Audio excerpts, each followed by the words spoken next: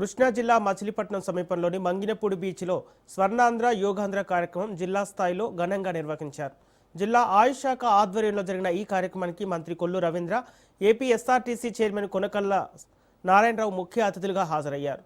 ఈ సందర్భంగా మంత్రి కొల్లు రవీంద్ర మాట్లాడుతూ, యోగా కేవలం ఒక రోజు చేసే కార్యక్రమం కాదని ప్రతి ఒక్కరి దైనందిన జీవితంలో భాగం కావాలని సూచించారు. నిత్యం యోగా చేయడం ద్వారా ఆరోగ్యాన్ని కాపాడుకోవచ్చని తెలిపారు. ప్రపంచవ్యాప్తంగా యోగాకు విశేష గుర్తింపు తీసుకొచ్చిన ఘనత భారతదేశానిదేనని మంత్రి పేర్కొన్నారు.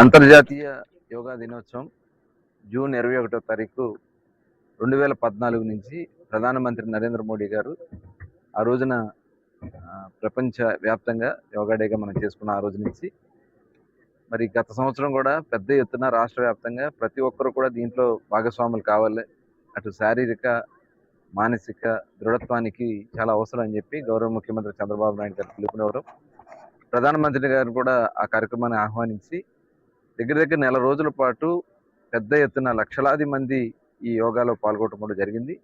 అలాగే ప్రధానమంత్రి గారు వచ్చిన రోజు విశాఖపట్నం సముద్ర తీరంలో దాదాపు 5.5 లక్షల మంది పైనే ఆ రోజున అక్కడ ఏక సమయంలో మొత్తం యోగా కార్యక్రమంలో పాల్గొనడం కూడా జరిగింది.